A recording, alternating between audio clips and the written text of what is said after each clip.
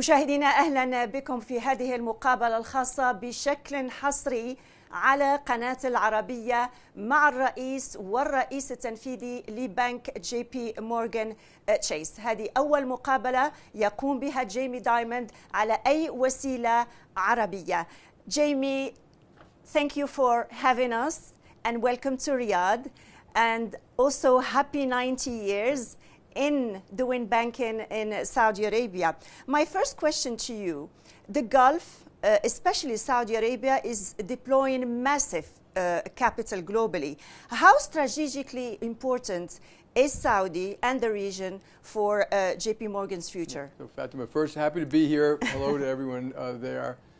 Look, I'm thrilled to be back again, and the Gulf has been growing well for a long time, and you have real development of economies, and obviously Saudi Arabia, which you could see from the window. Anywhere you look, you can see it. But you have it in the UAE, Qatar. So we're quite optimistic, and our job is to serve the clients here and serve the country over an extended period of time. And so I'm quite optimistic about the future. FII is on its 9th year, and you have a roundtable tomorrow, quite an important one in the morning. Who are you looking forward to meet? What sectors are you interested in and most excited about in Saudi? Yeah, so I got here last night, and I was really touched because we had our 90th anniversary. Half the ministry came to it, and obviously employees and 300 people.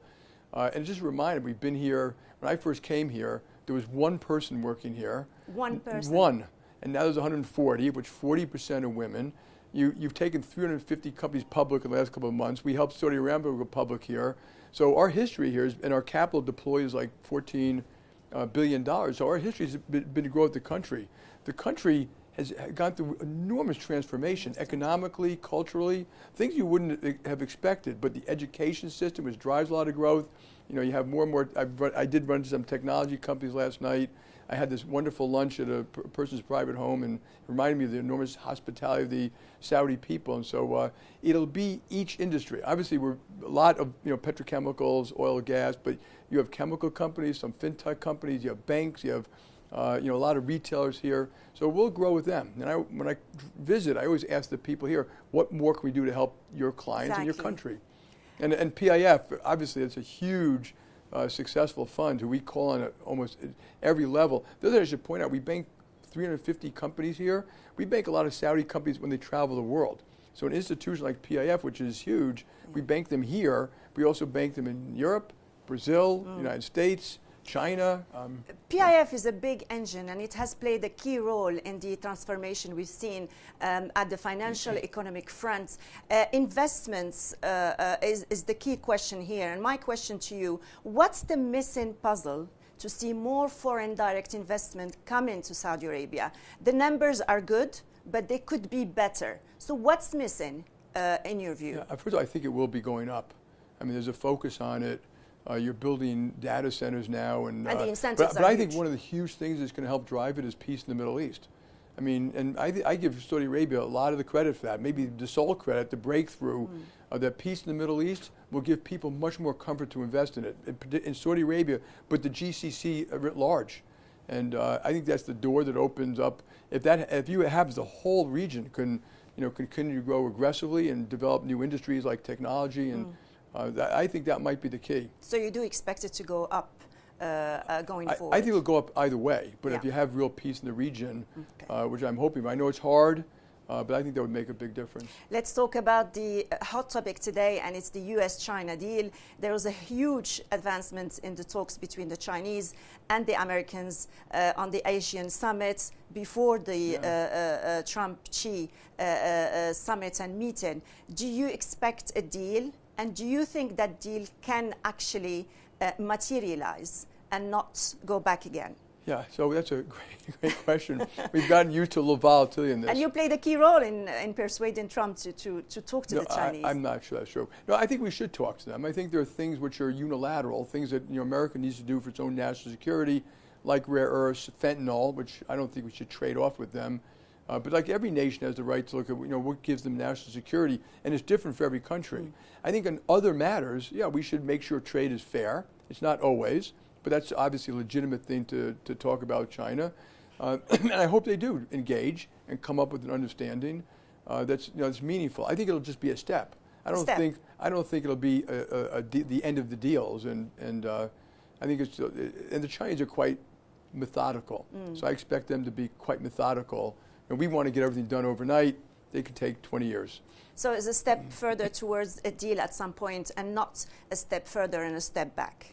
I hope so. You hope so. The chance of it being 2 forward and 1 back is pretty high, both because of, American policy or Chinese policy. I think there is a complication here, which is war, the little bit they do, not a little bit, what they do to help Russia, puts us in different sides in this one. And that should be very important to America and, to the people negotiating this trade deal. I would like to pick your brain on tariffs. If tariffs are eased, how do you see that affecting U.S. companies that rely on Chinese supply chains? Could this trigger a real shift?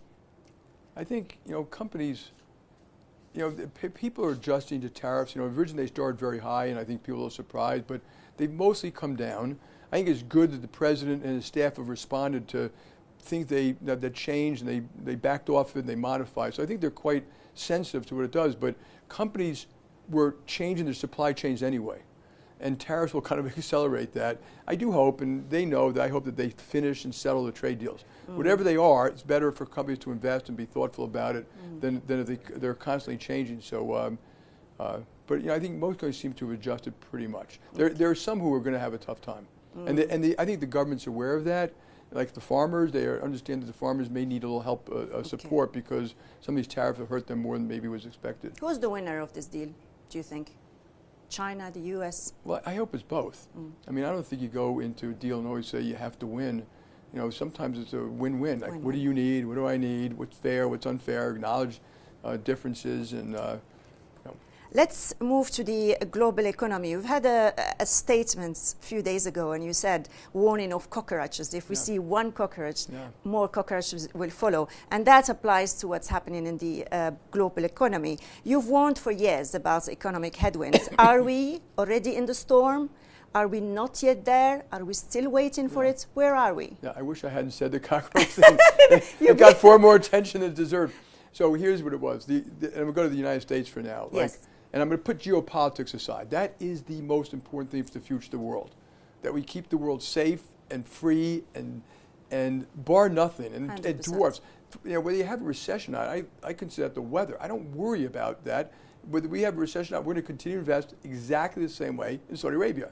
Just like we continue to invest exactly the same way with their clients, around the world. So when you had the United States, you've had very good growth for a while. We've been in the soft landing. Markets seem to expect a soft landing, which partially explains why asset prices are quite high. And you have, I think you do have some tailwinds, which is, a very pro-business president, which is good, a pro-deregulation president. I think regulations just in America and elsewhere have been really damaging the ability to grow and innovate.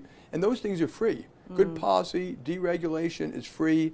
They want to unleash the banks. I think the banks can do more to help countries in general. And then you do have some of these other headwinds, like we don't really know the outcome of inflation yet. The restructuring of trade will be a little inflationary. The world is remilitarizing. So there are, and the deficits are too high. Now, I don't know what that's going to do or when it's going to do it, but one day, the market will balk at buying more and more, not just our side, we're the worst, but private credits, are you worried about that? I'm not really. I never blame private credit for the cockroaches. What I was talking about is there was fraud, but put fraud aside, there is issues in subprime auto in the United States. There are some issues, weakening of consumer. Labor demand is a little bit less. There have been some real credit losses in wholesale, not huge, but maybe a little worse than you might have expected when you have such low unemployment. So yeah, my antenna up that we should be looking for things out there that may surprise you. It's not private credit. The private credit people say it's the bank, though they're right. But I expect that we have a recession, and we will. I don't know when, that credit loss will be a little bit worse than people expect in a recession. Where do you see oil prices, gold prices going further? Oh God, that's almost impossible for an answer. I mean, the world expert. You've had it wrong on the gold, so. Well, I've never been a gold investor. Yeah, actually, but I said recently, now's the time to buy gold. Gold it's not replicatable. So there's only I forgot how much, there's 10 trillion in the world or 11 trillion. And it costs, you have to pay 4% or more to carry it. But I understand why people use it to diversify. I don't feel like I need to do that. Exactly. You see some central banks doing it. You see some investors doing it. You know, it easily could go up. It could easily go down. I have no idea. Oil is a little more complicated because there's short-term supply and demand. There's long-term supply and demand. If you ask me, when I look at the studies, I'm going to talk about just the longer term, oil will be in short supply. The world is going to need more safe, affordable, secure energy supplies, which includes oil, gas, renewables, which you're going to be a leader in. And that may, over time, push these prices up, not down. And, you know, some people think that's good. I actually don't think it's so good because, you know, the alternative to clean gas is coal. And that's all that happens. And I do think that technology will help fix the CO2 issue, but we should be very careful about wasting a lot of money on stuff which isn't going to work. Let's go to AI, the hot topic everywhere we go. You've called AI as transformative as the steam engine. What part of banking will disappear because of it? Junior jobs, as an example? Yeah, so it is transformative. We've been doing it, by the way, for 13 years, so it's not like totally new. Gen AI is fairly new, and we have hundreds of use cases of risk, fraud, marketing. I think the difference, AI is huge. It is going to transform a lot of different things. It's much faster than the internet. I mean, it's going to be developed faster than the steam engine, then there was other things. So some of the electricity, some of those things took a long time to put the lines in to make electricity available to people in a country, and in total it'll pay off, you know, but there will be winners and losers in all of that. I'm not particularly worried about that. It will, of course it'll affect jobs, you know, just like every technology affected jobs, and every technology is used by bad people too, so that's why governments have to be a little thoughtful that we get the best out of AI and not the worst. It's already been used by criminals all over the place on cyber, et cetera. Yeah, and so for jobs, it'll create more productivity. Like you could have done an LLM model to do your notes and ask questions. It may eliminate some jobs, but my view is let's retrain people and redeploy them and income assistance, and we're going to be fine. Jamie Dimon, the president, the chairman of JP Morgan Chase and its CEO, thank you so much for this interview on Al Arabiya News exclusively. Thank you. Fatima, thank you.